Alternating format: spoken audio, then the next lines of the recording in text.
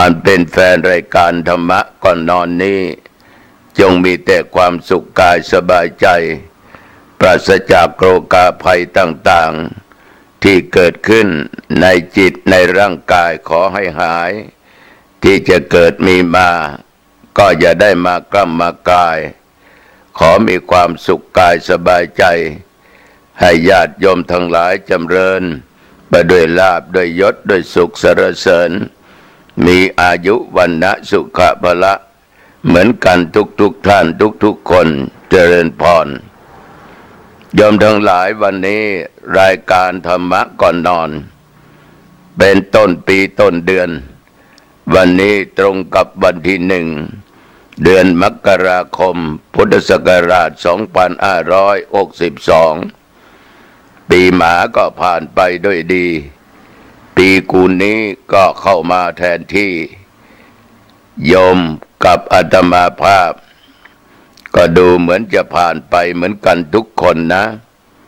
ตัวเจ้าน้องตองเกิดมาในโลกนี้ได้6 รอบ72 ปีในปีจอปีหมาผ่านไปเมื่อวานนี้เที่ยงคืนก็ผ่านไปแล้วปีกูลก็เป็นของญาติโยมอีกใครเกิดปีกูลก็จะมี2 รอบ3 รอบ4 รอบ5 รอบ6 รอบบางคนก็7 8 9 รอบก็มีก็แล้วแต่บุญแต่กรรมว่าเราจะมีอายุมากน้อยขนาดไหนแล้วแต่บุญแล้วแต่กรรมที่เราสร้างไว้อย่างไรก็ตามญาติโยมในชีวิตของเรานั้นมันไม่มีการเปลี่ยนแปลงใดๆทั้งสิ้นมันเปลี่ยนเพียงแต่พศสำหรับปีกูลนั้นเราก็ผ่านมาตั้งหลายรอบปีหมาเราก็ผ่านมาหลายรอบประมาณนี้ปีหมาผ่านไปแล้ว6 รอบเพราะอายุได้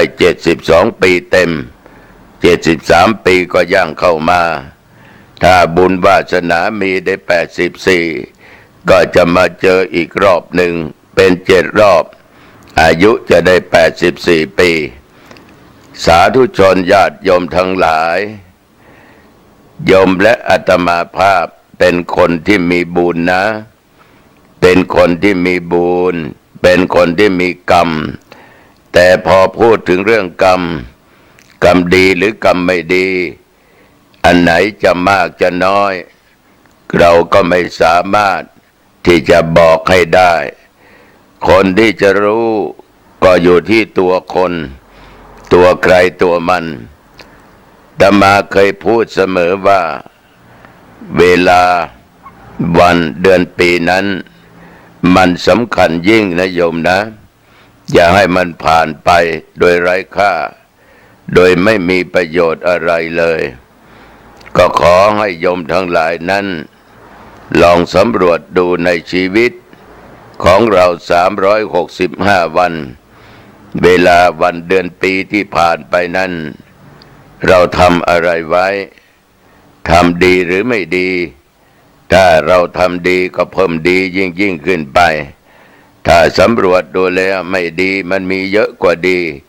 ก็ให้แก้ไขพยายามลบคำว่าไม่ดีนั้นออกไปให้ได้อย่าให้เสียเวลาอย่าให้วันผ่านไปเดือนปีผ่านไปโดยที่เรียกว่าไม่ได้สร้างคุณงามความดีพี่น้องญาติโยมทั้งหลายทุกท่านทุกคนนั้นเมื่อถึงปีใหม่เปลี่ยนพศเมื่อไรเราก็มักจะไปเที่ยวกันกินเลี้ยงกัน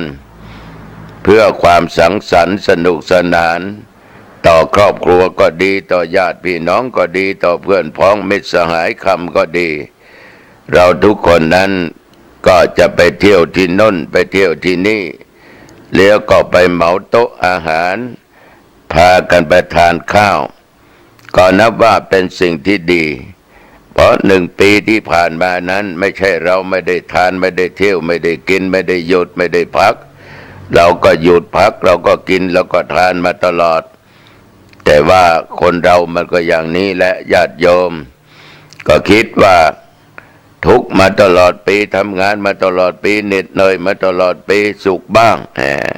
ก็พากันไปกินเลี้ยงกันไปเที่ยวกันไปเที่ยวที่โน่นที่นี่แต่ก็ยังว่านะโยมนะ ถ้ามันไม่มีเกิดอะไรขึ้นไม่เกิดอุบัติเหตุการเดินทางก็ดีหรือว่าอุบัติเหตุเกิดจากการกระทำทั้งทางกายทางวาจาในทางด้านจิตใจก็ตามก็เรียกว่าก็นับเป็นบุญของโยมแล้วแต่บางครั้งบางคราวนี่ข่าวก็ลงอยู่ตลอดเวลาโยมอยู่ทางภาคกลางก็จะกลับไปบ้านต่างจังหวัดทีนี้มาเที่ยวแล้วก็จะกลับไปทำงานที่ทางตัวเองไปทำอยู่ไม่ถึงที่ทำงานบางทีไม่ถึงบ้านก็ไปประสบอุบัติเหตุแขนหักขาหักหรือกับเสียชีวิตไปเพราะอุบัติเหตุในการเดินรถขับรถขับราตั้งอยู่ในความประมาทส่วนมากก็เสียกับของมึนเมานั่นแหละคือน้ำเหล้าแต่มาดูข่าวฟังข่าวนี่เจ้าหน้าที่วัดฤทธิ์แอลกอฮอล์ดูเอาเกินเนี่ยนะเกินเลยเกิดอุบัติเหตุไปฉะนั้นญาติโยมทั้งหลายสิ่งเหล่านี้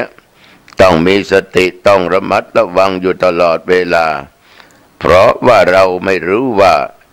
มันจะเกิดขึ้นกับเราเมื่อไหร่ฉะนั้นก่อนที่มันไม่เกิดเราอย่าให้มันเกิดก็คืออย่าได้ประมาทต้องมีสติอะไรก็ตามที่ไม่จำเป็นหรือจำเป็นก็แยกแยะให้มันออกแล้วก็บอกให้มันถูกการกินเลี้ยงก็ดีจะทานอะไรก็ตามจะสังสรรค์อะไรก็ตามถ้าอยู่ในบ้านก็ยังดีนะไม่ต้องเสี่ยงต่อการเดินทาง แต่มันเสี่ยงอย่างหนึ่งฤทธิ์ของแอลกอฮอล์นี่มันทำลายนะมิตรภาพหมดเลยถ้ามันดื่มไปเข้าท่าแล้วพูดอะไรผิดหูทำอะไรผิดตามักจะเกิดเรื่องชกต่อยกันบ้างทำร้ายร่างกายกันด้วยอาวุธของมีคมไม่ว่าจะเป็นมีดเป็นปืนอะไรก็ตามนะมักจะเป็นอย่างนี้ก็เป็นไปแล้วก็ดูข่าวกันอยู่ทุกวันฉะนั้นญาติโยมมันก็ผ่านไปนะมันก็ผ่านไปจะดีจะร้ายก็ผ่านไปวันนี้เริ่มต้นชีวิตใหม่นี่ก็มาขอโยมใช้คำว่าเริ่มต้นชีวิตใหม่หรือมันดีอยู่แล้วก็เริ่มต้นกันทำดีต่อไปอีกอย่าให้ท้ออย่าให้ถอยอย่าคอยแต่วาสนาอย่าคอยแต่บุญญาธิการว่าบุญต้องปกป้องเราแน่เราต้องได้รับผลบุญอย่างแน่นอนเพราะก่อนจะสิ้นปีได้ไปทำบุญที่วัดโน้นวัดนี้ก็หวังว่าบุญจะปกป้องคุ้มครองรักษากิจการงานก็เจริญรุ่งเรืองการขายก็คงจะดีจะมีเงินมีทองมีทรัพย์สมบัติทุกสิ่งทุกอย่างนั้นญาติโยมรอแต่บุญวาสนามาคอยนั้นไม่ได้เราต้องสร้างเองต้องทำเองคือต้องปฏิบัติตามหลักธรรมในทางพุทธศาสนาอันเป็นศาสนาคำสอนของพระพุทธเจ้าธรรมะข้อนี้จะมาพูดบ่อยครั้งนะเพื่อเตือนสติญาติโยมก็เรียกว่าเป็นหัวใจของมหาเศรษฐีก็ว่าได้แต่ญาติโยมมี4 ข้อนี้อุอากาสะนี่ท่องไว้ให้ขึ้นใจนะอุอากาสะเป็นหัวใจแห่งมหาเศรษฐีอุอากาสะอุย่อมาจากคำว่าอุทธานสัมปทาแปลว่าถึงพร้อมด้วยความมั่นนะนั่นคืออารักขสัมปทาถึงพร้อมด้วยการรักษากะกัลยาณมิตรตาการคบเพื่อนที่ดีสะมาจากสมะชีวิตาหาเลี้ยงชีวิตพอสมควรไม่ให้มันฝืดมันเคืองมากนักญาติโยมทั้งหลายนี่เป็นหัวใจของเศรษฐีถ้าญาติโยมทุกท่านทุกคนมีความเชื่อมั่นในธรรมะคำสอนของพระพุทธเจ้าแล้วลงปฏิบัติอย่างจริงจังเป็นเศรษฐี อาตมาดูข่าวในทีวีนะโยมทำขนมปังแล้วก็ค้าขายมาเริ่มต้นเล็กน้อยเดี๋ยวก็มีลูกค้ามาถามอยากได้ขนมปังอยากได้เค้กวันเกิดโยมคนนี้มีความคิดในทางที่ดีก็หาแบบหาอย่างหาตำรับตำรามากางแล้วก็ทำลูกค้ามาก็ให้ลูกค้าชิมเป็นไงบ้างเค้กนี้พอใช้ได้ไหมลูกค้าก็บอกว่าใช้ได้ละทีเดียวนะยังไม่ทำขายล่ะแกก็มีใจในการที่จะต้องสนองจิตสนองใจของลูกค้าก็เลยทำเค้กขายทำขนมปังหลายชนิดหลายยี่ห้อขายก็จนร่ำจนรวยโยมทั้งหลายก็แสดงว่าคนเรานี้มันจะร่ำจะรวยจะมีเงินมีทองมีทรัพย์สมบัติมันต้องอยู่ที่ตัวของแต่ละบุคคลไม่ใช่ว่าเงินทองปัจจัยสิ่งของจะมาหาง่ายๆนะเป็นไปไม่ได้พูดถึงตอนนี้ญาติโยมอาจจะคิดว่าก็ตุ๊เจ้านี่เพียงไปในนั่งเทศไปสวดไปอะไรญาติโยมก็ถวายให้หลายร้อยบาทเป็นพันบาทก็มีให้พรอายุวันโนสุขังพลังตุ๊เจ้าก็ได้ง่ายนะไม่เห็นลงแรงอะไรเลยไม่ต้องออกกำลังเลยก็ได้โอ้โหญาติโยมเข้าใจผิดอย่างมหันต์ตัวเจ้านี้ก่อนจะมาเป็นตัวเจ้าต้องบวชเป็นเณรมาตั้งแต่อายุ12 ขวบ12 ปีบางท่านก็บวชขึ้นมาเมื่ออายุ20-30บวชเป็นพระเข้ามาบวชแล้วต้องศึกษาร่ำเรียนต้องอยู่ในกฎในระเบียบตามศีลตามธรรมตามพระตามวินัยโยมทั้งหลายต้องฝึกเทศต้องเอาสวดให้ได้ให้ศีลให้พรแก่ญาติโยมให้ได้ญาติโยมลองคิดดูดีๆเพื่อมันจะมาถึงวันนี้มันก็ต้องมีความมุมานะบากบั่นภาคเพียรแต่มาเป็นกัญโยมเป็นศิษย์วัดเป็นเด็กวัดโอ้โหญาติโยมโดนอาจารย์นี่ตีเนี่ยเกือบทุกวันไม้แส้หวายบ้างบางทีก็เอามาเงกใส่บ้างบางทีก็เจอพวงกุญแจบ้างท่องสวดไม่ได้ต้องเจอเคี่ยนเจอตีอยู่ตลอดนั่งเทศธรรม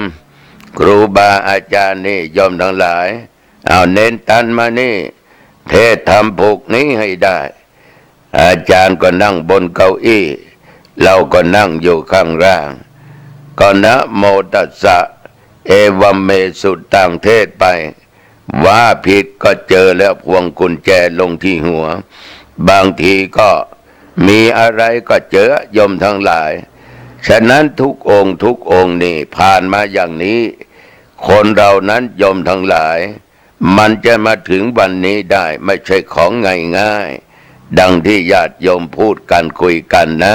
ขอโทษนะที่แก้ต่างอย่างนี้อะไรก็ตามโยมถ้าไม่ทำมาเสียก่อนไม่ขยันเนี่ยมันไม่ถึงวันนี้หรอกโยมครูบาอาจารย์มหาเถระหลวงพ่อหลวงปู่ทั้งหลายฝึกเจริญเมตตาภาวนาวิปัสสนากรรมฐานมันแสนจะลำบากขนาดไหนญาติโยม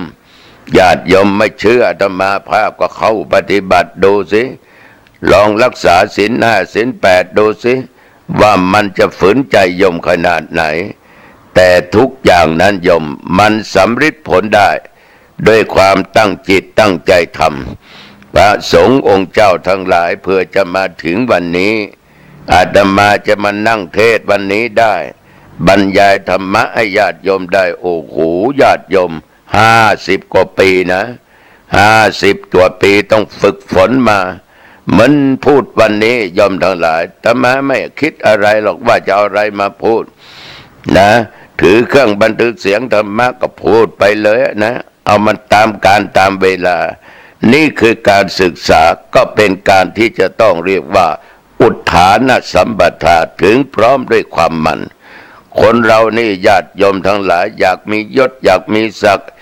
อยากมีหน้าอยากมีตาอยากมีตำแหน่งหน้าที่อยากได้การได้งานทำจะอยู่ในระดับไหนระดับใดก็ตามอยากมีเงินมีทองมีเข้ามีของ มีที่ไร่ที่นามีที่บ้านมีบ้านอยู่อาศัยมันต้องเกิดจากตัวเรา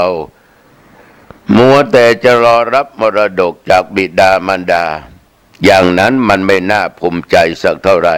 แต่ก็เป็นบุญวาสนาของคุณโยมนะเกิดในตระกูลที่มั่งคั่งมีพร้อมทุกอย่างนะมีพร้อมทุกอย่างก็เป็นเนื้อนาบุญของโยมแหละในอดีตชาติโยมได้สร้างบุญสร้างกุศลสร้างคุณงามความดีมาตั้งเยอะนะประการสำคัญคงจะให้ทานช่วยเหลือสังคมให้ทานทำนั่นทำนี้แก่พระสงฆ์องค์เด่นเหมือนเทวบุตรคนหนึ่งญาติโยม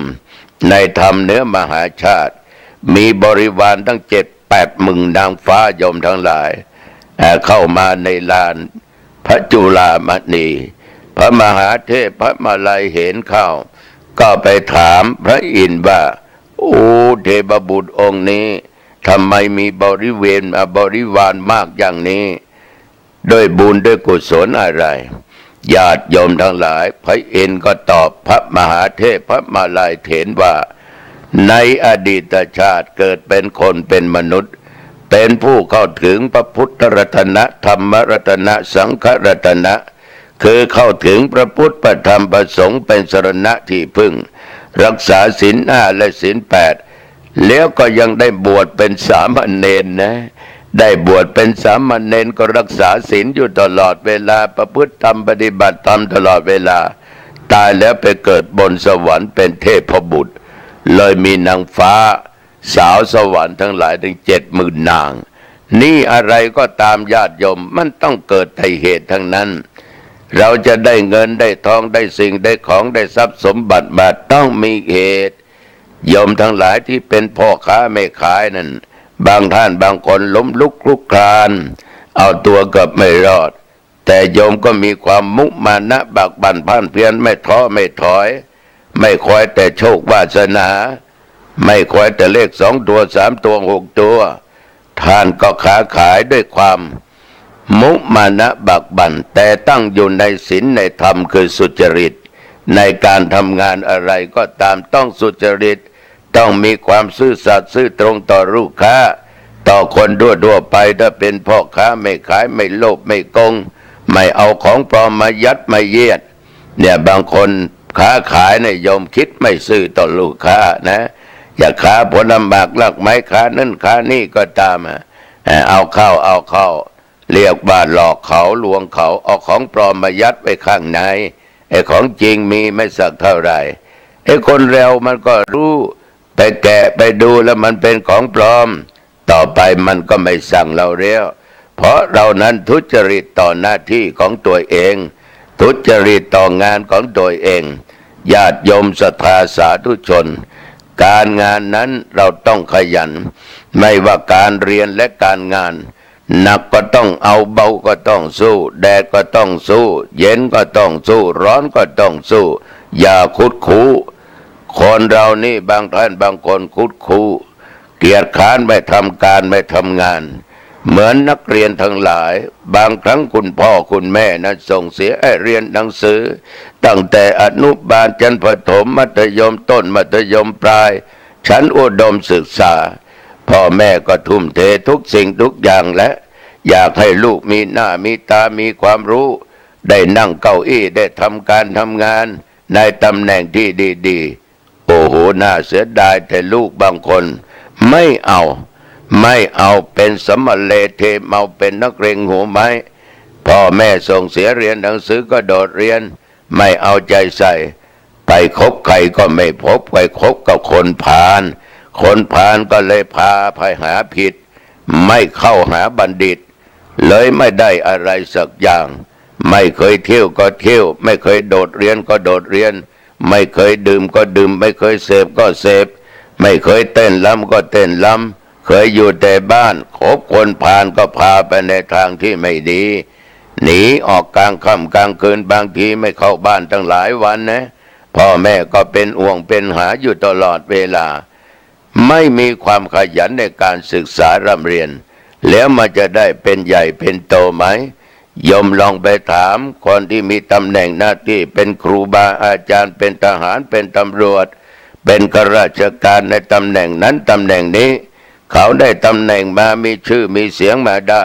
มีเงินเดือนเงินอะไรยมทั้งหลายตอบแทนอยู่ตลอดนั้นเขาได้มาเพราะอะไรเขาเกียจขานหรือว่าเขาขยันเขาต้องขยันเขาขยันเรียนแล้วก็ตั้งใจเรียนดีเป็นคนที่ดีเป็นคนที่มีศีลมีธรรมเรียนจบยมทั้งหลายได้รับปริญญาตรีโทเอกก็ไปสมัครงานก็สอบเข้าได้ในที่สุดก็ได้บรรจุเป็นข้าราชการเป็นทหารเป็นตำรวจเป็นครูบาอาจารย์เป็นหมอเป็นแพทย์เป็นพยาบาลอะไรก็ได้ยมทั้งหลายก็มีเงินตอบแทนก็มีสิ่งที่ไม่มีก็จะมีละทีนี้เพราะได้รับเงินแล้วได้เงินเพราะอะไรได้ของเพราะอะไรเพราะความไม่เกียจคร้านเพราะความขยันขันแข็งอุทธานะสัมปทาถึงพร้อมในความมั่นบางท่านบางคนนี่เวลาขนาดนี้ยังไม่เข้าบ้านก็มีนะยังไปทำงานทำโอทำกะกันอะไรจิปาถะญาติโยมเมื่อกำลังยังมีก็ทำทุกสิ่งทุกอย่างมีโยมผู้หญิงคนหนึ่งไปทำงานที่โรงงานญาติโยมทั้งหลายโอ้ยก็ขี่รถจักรยานยนต์ไปนั่นแหละฝนตกก็ไปแดดออกก็ไปร้อนก็ไปหนาวก็ไปไอโรงงานนี้ก็เดี๋ยวก็จะเวลานั้นเวลานี้เวลานั้นไม่คงที่เลยโยมทั้งหลายมีการเปลี่ยนแปลงเวลาเดี๋ยวเข้าบ่ายโมงไปเลิกเอาตอนน้นโยมทั้งหลายตอนเช้าอีกวันหนึ่งก็มีบางทีก็เลิกตอนกลางค่ำกลางคืนตีหนึ่งตีสองก็ไม่ได้คำนึงถึงคนที่ไปทำงานแต่คนทำงานก็ไม่ท้อถอยไม่ท้อถอยมีความมุมานะบากบั่นภาคเพียรตั้งใจทำงานอยู่ตลอดเวลาเพื่ออะไรโยมเราทำเราก็ได้ของตอบแทนก็คือเงินทองได้เงินทองมาเราจะซื้อจะหาอะไรก็ได้ยิ่งยุคปัจจุบันนี่ญาติโยมเวลาเจ็บไข้ได้ป่วยไม่มีเงินไม่มีทองแสนจะลำบากในญาติโยมนะมันจะลำบากในโยมนะไปโรงพยาบาลไหนไปหาหมอที่ไหนมันต้องมีเงินใส่กระเป๋าไปนะถ้าไม่มีนี่ญาติโยมลำบากมากลำบากมากฉะนั้นคนเราจะมั่งมีสีสุขมีข้าวมีของต้องขยันขันแข็งต้องขยันเป็นพระเป็นสงฆ์เป็นเณรต้องขยันสวดมนต์ขยันในการเผยแผ่ธรรมขยันในการศึกษาขยันในการที่ทำในสิ่งที่ดีๆรักษาศีลรักษาธรรมมันจะไม่อดมันจะไม่อยากมันจะไม่ทุกข์มันจะไม่ยากเช่นเดียวกับญาติกับโยมถ้ามีความขยันเสียอย่างโยมจะไม่อดตายแน่โยมจะไม่ทุกข์แน่นอนเพราะโยมเป็นคนขยันแต่มาดูโยมบางท่านบางคนนี่โอ้โหมีความขยันจริงๆตั้งแต่เล็กจนปัจจุบันเนี่ยเมื่อก่อนฐานะทางครอบครัวทุกข์ยากอับจนที่บ้านก็ไม่มีอยู่ต้องไปอาศัยอยู่ที่ของคนอื่นไปอยู่ในสวนลำไยบ้างหรือว่าไปอยู่สถานที่เป็นของที่สาธารณะบ้างแต่มีลูกมีเต้าขยันขันแข็งตั้งอกตั้งใจทำการทำงานเดี๋ยวนี้หลายท่านหลายคนหลายครอบครัวมีหน้ามีตามีฐานะดีลูกก็ทำการทำงานบางคนก็เป็นหน่วยเป็นข้าราชการมีหน้ามีตาตระกูลก็เรียกว่าใครก็รู้จักฉะนั้นญาติโยมศรัทธาสาธุชนทั้งหลายความขยันนี่มันทำให้เกิดความสุขปี2561โยมก็บ่นนักบ่นหนาว่าเศรษฐกิจแย่ปีนี้เศรษฐกิจแย่อะไรก็แพงข้าวสารก็แพงอาหารก็แพงเนื้อก็แพงอะไรๆก็แพงทั้งนั้นโยมทั้งหลายนั่นมันเป็นไปตามวัฏจักรของมันเราจะไปยับยั้งมันไม่ได้เราเป็นผู้บริโภคแพงไม่แพงจำเป็นต้องซื้อหรือเปล่าเราก็ต้องคิดว่าอันไหนจำเป็นหรือไม่จำเป็นแต่ทีนี้เราจะไปเสาะไปซื้อหามานั้นเราต้องมีตังค์จะเกิดขึ้นมีแต่เราต้องไปหามาต้องขยันขันแข็งในการทำการทำงานบางคนมีเงินเดือนตั้ง30,000 40,000 50,000 60,000 70,000บางคนเป็นแสนบางคนเป็นหลายๆแสนบาทเพราะความรู้ความสามารถของคนเหล่านี้ มันแตกต่างกันในวันนั้นไปบรรยายธรรมให้แก่บริษัทหนึ่งมีพนักงานหลายร้อยคนญาติโยมทั้งหลายพนักงานเหล่านั้นก็ได้รับเงินเดือนจากทางบริษัทจากเจ้าของบริษัทอาตมาก็ถามโยมเจ้าของบริษัทว่านี่เดือนหนึ่งนี้จ่ายเงินเดือนให้แก่แรงงานหมดไปเท่าไหร่คุณโยมก็ตอบว่านี่หลวงพ่ออย่างน้อย6 ล้าน 7 ล้านบาทนะถามว่าคุ้มค่าไหมก็คุ้มค่าหลวงพ่อไม่ได้มากก็ได้น้อยก็ยังดีกว่ามันไม่ได้อาตมาก็ขอถาสาธุอนุโมทนานะอย่างน้อยได้ช่วยชีวิตคนช่วยชีวิตในครอบครัวตั้ง700-800ครอบครัวให้ยืนได้ให้มีเงินมีทองไปใช้จ่ายกันได้แต่ว่าเงินเดือนที่ได้รับก็คงจะแตกต่างกันน้อยคนที่มีความรู้ความสามารถเรียนรู้มามากก็อยู่ในตำแหน่งที่ดีหน่อยถ้าเราไม่มีความสามารถเพียงแต่เป็น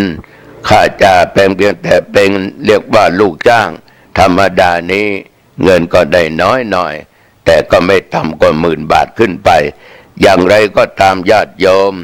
ทุกสิ่งทุกอย่างมันก็อาศัยซึ่งกันและกันอาตมาก็พูดเสมอว่าคนมีก็อาศัยคนจนคนจนก็ต้องอาศัยคนมีตุเจ้าก็ต้องอาศัยศรัทธาญาติโยม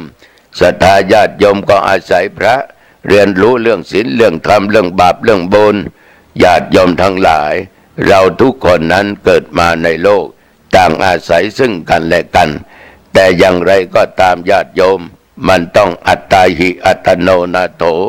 ตนแลเป็นที่พึ่งของตนอย่ามัวแต่จะไปขอคนอื่นมาช่วยเราต้องช่วยตัวเองเสียก่อนโยมทั้งหลายเขาก็เป็นคนเราก็เป็นคนเขาก็มีมือมีเท้ามีหูมีตามีอะไรกับเราเราก็มีเหมือนกับเขาทำไมเขาทำได้ทำไมเราทำไม่ได้มันต้องทำได้ญาติโยมบางคนนี่จะขายยังไม่ทันจะทำการอะไรเลยบอกว่าทำไมไปค้าไปขายโอ้ไม่ไหวหรอกหลวงพ่อจะขาดทุนยังไม่ค้านะยังไม่ได้ลงทุนจะขาดทุนเสียก่อนมันไปไม่รอดจอดทุกทีคนอย่างนี้บางทีนั้นว่าโยมที่ดินมีหรือเปล่าที่บ้านมีกว้างไหมหรือว่ามีสวนมีอะไรไหมมีไร่มีนาไหมทำไมไม่เปิดไม่ปลูกพืชผลการเกษตรล่ะโอ้ไม่ไหวหลวงพ่อขาดทุนไม่เอามันขาดทุนสู้อยู่อย่างนี้ดีกว่ายังไม่ทำ เขาก็ว่าขาดทุนมันก็ขาดทุนไปตลอดเวลาขาดทุนเวลาเสียเปล่าเลยโยมฉะนั้นญาติโยมศรัทธาสาธุชนท่านผู้ฟังในปี62กับ61โยมลองมาเทียบกันถ้าปี61ยังความขยันไม่เพียงพอก็ขันน็อตมันหน่อยนะขันน็อตมันหน่อยเร่งมันหน่อยให้มันขยันมากขึ้นนะแล้วอย่าผัดวันประกันพรุ่งนะโยมนะอย่าผัดวันประกันพรุ่งอย่าอู้เวลานะโยมนะอย่าปล้นเวลาของตัวเองให้มันเสียโดยเปล่าประโยชน์ไปอันนี้ตุเจ้าขอฝากว่าในปี62ญาติโยมจะมีเงินมีทองจะเป็นหมูทองหมูเงินอะไรก็ตามนะโยมจะมั่งมีสีสุขนั้นมันต้องเกิดจากการกระทำของโยมอยากได้เงินอยากได้รถอยากได้บ้านอยากได้ที่อยากได้ตำแหน่งหน้าที่โยมต้องศึกษาร่ำเรียนอยากได้เงินก็ต้องขยันทำการทำงานนะอยากได้รถก็ต้องขยันมันจะได้มาฟรีๆนะมันหายากมันไม่ใช่จะมาจับสลากเอากันฉะนั้นก็ขอฝากกับญาติกับโยมถ้าปี61มันเฉยช้าปี62ขันน็อตกันหน่อยตั้งอกตั้งใจทำการทำงานแล้วทุกสิ่งทุกอย่างนั้นโยมจะประสบผลสำเร็จในชีวิตเมื่อได้เงินได้ทองได้บ้านได้อะไรที่ดินมาได้ตำแหน่งหน้าที่มาในตำแหน่งนั้นตำแหน่งนี้ต้องใช้คาถาหัวใจมหาเศรษฐีข้อที่2คืออารักขสัมปทาถึงพร้อมด้วยการรักษานี่สำคัญนะโยมนะไอ้ตอนนี้เลยสำคัญญาติโยมทั้งหลายต้องรักษาเกียรติรักษาชีวิต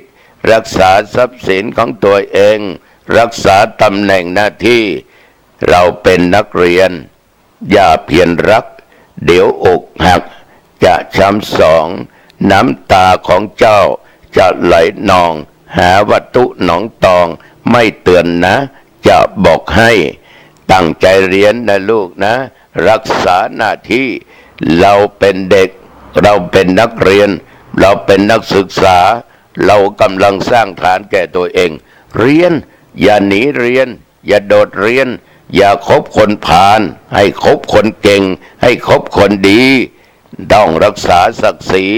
นามสกุลไว้อย่าให้เสียรักษาชื่อเสียงรักษาเกียรติรักษาชื่อพ่อแม่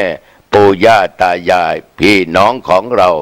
อย่าทำให้เสียต้องรักษาเกียรติไว้ดีๆรักษาชื่อว่าตำแหน่งนักเรียนนักศึกษาไว้ให้ดีๆมีเงินมีทองมีเข้ามีของมีที่บ้านที่อะไรได้มาแล้วมีบ้านอยู่อย่างสุขสบายพอสุขสบายได้แล้วต้องรักษาให้ดีนะอย่าจ่ายสุรุ่ยสลายนะโยมนะต้องรักษาเก็บไว้บ้างจ่ายในสิ่งที่ควรจ่าย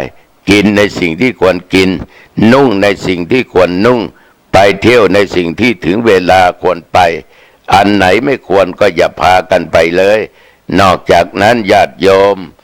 ก็อย่างว่ามีแล้วก็ต้องกินต้องใช้ต้องทำบุญสุนทานเสียบ้างฝากไว้บ้างใช้ไว้บ้างอะไรก็ตามโยมเราต้องรักษาต้องรู้จักหน้าที่ไม่ใช่ว่าได้เงินได้ทองได้อะไรมาไปเที่ยวน่นไปเที่ยวนี่ของก็หมดไป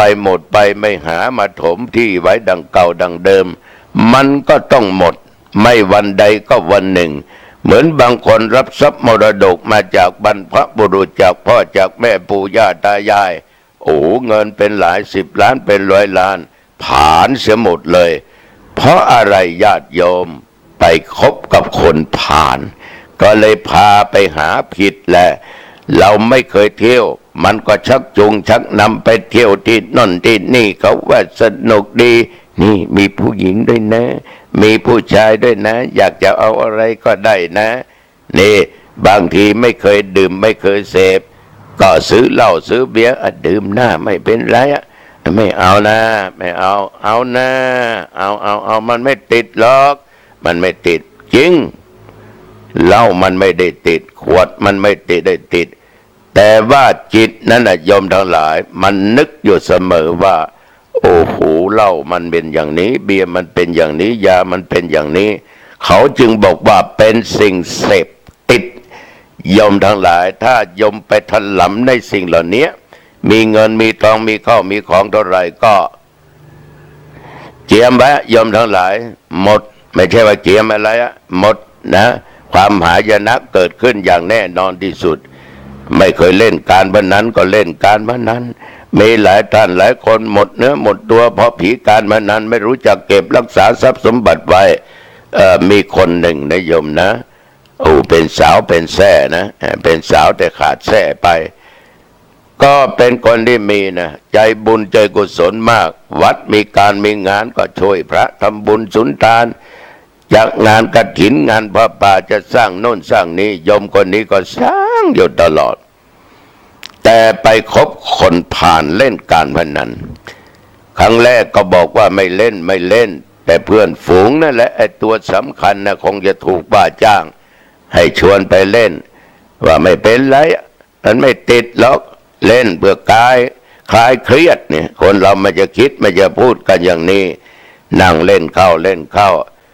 มันไม่มีความซื่อตรงต่อกันหรอกในวงการพนันไม่ว่าเพื่อนไม่อะไรมันไม่มีเพื่อนที่แท้จริงหรอกมันก็หลอกกันไปหลอกกันมาครั้งแรกก็ให้เราได้บ้างกลับบ้านได้เงินมาเป็นพันเป็นหมื่นโอ้โหมันได้ง่ายนี่นะสนุกก็สนุกคลายเครียดอีกเอาเข้า2-3 ครั้งเขาก็เอาไปเขาก็กินเราบ้างไม่เป็นไรต่อไปต่อมาก็ปล่อยเรากินบ้างเอาเข้าเขาก็สมคบกันมีเท่าไรก็ขนไปหมดเงินเป็นพันเป็นหมื่นเป็นแสนเป็นล้านรถยนต์รถอะไรที่บ้านที่จองที่อยู่อาศัยจำนนจำนั้นขาดไปหลุดไปหมดเนื้อหมดตัว โยมทั้งหลายเคยมีญาติเคยมีเพื่อนเคยมีคนเคารพนับหน้าถือตาทุกคนต่างก็มองว่ามันไม่ดีมันไม่ดีเล่นการพนันมันไม่เหมือนก่อนมันเป็นคนไม่ดีเล่นการพนันโยมทั้งหลายคนคนนั้นก็ต้องจากโลกนี้ไปด้วยการทำอัตตวิบากกรรมฆ่าตัวตายเพราะอะไรญาติโยมไม่รู้จักรักษาไม่รู้จักรักษาไม่รู้จักขนขวายหามาเพิ่มเติมมัวแต่หลงละเลงในการละเล่นการพนันเที่ยวเตะดื่มเสเพลไปเรื่อยๆโยมทั้งหลายมีเท่าไรมันก็หมดมีเท่าไรมันก็หมดบางคนถูกลอตเตอรี่รางวัลที่1 6 ล้าน12 ล้าน18 ล้านปี2 ปีหมดจ่อยไปเลยเพราะผีการพนันเข้ามาสิงอยู่ในจิตในใจญาติโยมขโมยขึ้นบ้าน10 ครั้งยังเหลือบ้านที่เราอยู่อาศัยไฟไหม้10 ครั้งหอเรือนถูกไฟไหม้หมดเรายังเหลือที่ดินแต่ผีการพนันเนี่ยญาติโยมมันหมดทั้งเงินทั้งทองหมดทั้งบ้านหมดทั้งที่ดินนะญาติโยมนะมันเอาไปหมดเลยฉะนั้นญาติโยมต้องหลีกให้ได้หนีให้พ้นอย่าเข้าใกล้ในทางอบายมุขนะอันนี้ตุเจ้าขอฝากให้ญาติโยมลองนำไปคิดว่าชีวิตของเราตกอับเพราะอะไรเมื่อก่อนเรามีหน้ามีตามีเงินมีทองมีข้าวมีของมีทรัพย์สมบัติมีรถมีที่อยู่ที่อาศัยมีไร่นามีสวนอะไรจิปาถะทำไมมันอันตรธานหายไปไหนต้องคิดละปี61โอ้โหมันเป็นอย่างนี้ยมต้องแก้ยมต้องลุกยมต้องต่อสู้ยมทั้งหลายอย่ายอมแพ้นะยมนะมันไม่สายเกินไปหรอกเพราะเรายังมีชีวิตเราต้องลุกสู้ต่อไป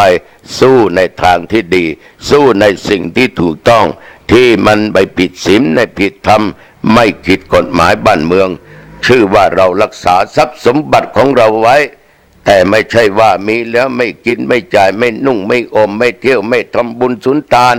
ไม่ทำอะไรเลยนะก็ไร้ค่าเหมือนกันก็หลายคนนะเป็นเศรษฐีเฝ้าทรัพย์อยู่ตลอดเวลาแม้แต่ผ้าจะนุ่งจะใบก็โอ้โหปุดขาดญาติโยมทั้งหลายจะทานจะกินอะไรก็แพงจนเกินไปไม่กินนะมันแพงแตงโมลูกตั้งแต่7-80ทุเรียนลูกตั้งหลายพันบาทมีเงินจะเป็นหลายล้านบาทแต่ไม่ยอมทานบอกว่ามันแพงเอาเข้าล้มป่วยลงหายใจเขมียวเขาเอามาให้ทานก็ทานไม่ได้ในที่สุดก็ตายไปญาติโยมทั้งหลายฉะนั้นต้องกินเสียบ้างญาติโยมอย่าตนีให้แก่ตัวเองให้ทำบุญสุนทานกันเสียบ้างอันนี้ตุเจ้าก็ขอฝากไว้กับญาติกับโยมนะลองนำไปคิดพิจารณาก็แล้วกันนะญาติโยมนะเอาละเห็นว่าเป็นเวลาพอสมควรก็แล้วกันก็ขอญาติโยมทุกคนอย่าได้ตั้งตัวตั้งตนอยู่ในความประมาทให้สร้างคนงามความดีหลวงพ่อขอให้โยมทุกคนไหว้พระนะไหว้พระพุทธกราบพระธรรมกราบพระสงฆ์นึกถึงพระคุณของบิดามารดากราบนะลูกนะกราบครูบาอาจารย์ที่ให้วิชาความรู้แก่ตัวเราต่อผู้มีพระคุณทั้งหลายดินน้ำลมไฟตลอดจนสิ่งต่างๆนากราบแล้วก็สวดมนต์ก็นั่งสมาธิแล้วก็แผ่เมตตาให้แก่เจ้ากรรมนายเวรสรรพสัตว์ทั้งหลายผีบรรพบุรุษทั้งหลายแผ่เมตตาแก่เทวบุตรเทวดาให้แก่ตัวเองด้วยอย่าลืมนะโยมนะแล้วสำรวจดูศีล 5บริสุทธิ์ไหมวันนี้ไม่ฆ่าวันนี้ไม่ลักไม่โลภวันนี้ไม่มีกิ๊กกับใครวันนี้ไม่โกหกไม่ด่าไม่ติสินนินทาไม่ว่าให้ทุกเจ้าหนองตองวันนี้ไม่ด่าพ่อด่าแม่วันนี้เป็นคนดีปากเป็นปิยวาจาเจรจาอันอ่อนหวานไม่ใช่ว่าปากหวานแต่ก้นส้มไม่เอานะโยมนะเอาข้อ 5ไม่ดื่มไม่เสพโอ้วันนี้ดีจังลูกทั้งหลายหลับให้สบายนะเกิดมาตื่นมาตอนเช้า ชีวิตเริ่มใหม่ต่อสู้ทางที่ดี อายุวันโนสุขังพลังพบกันใหม่อังคารหน้าเจริญพร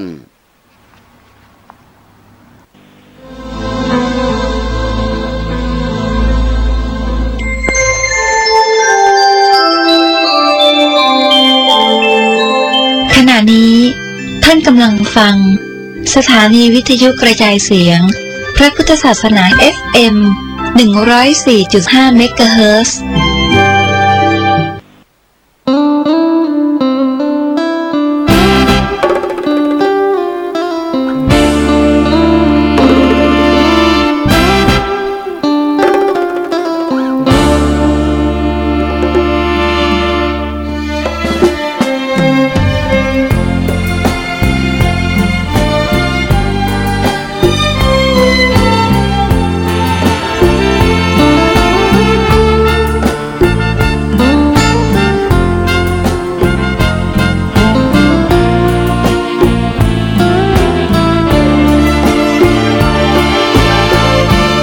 รู้เรื่องเปรตกันหน่อยไหม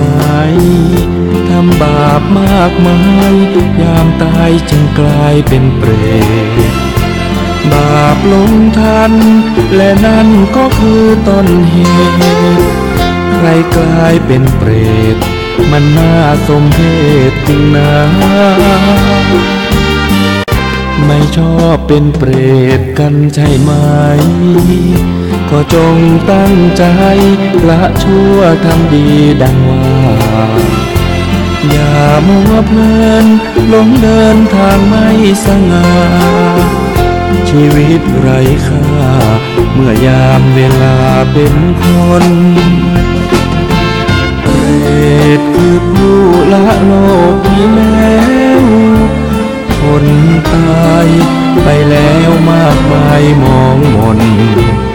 สัตว์จำพวกหนึ่งเกิดในอบายเวียนวน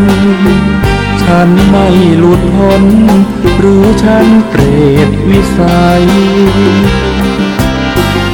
คนกลายเป็นเปรตสุดเป็นทุกข์จะนั่งจะลุกยามหิวขอกินไม่ได้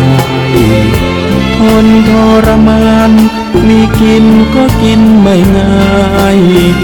ควรคิดครวญใครอย่าไปเป็นเปรตกันเลย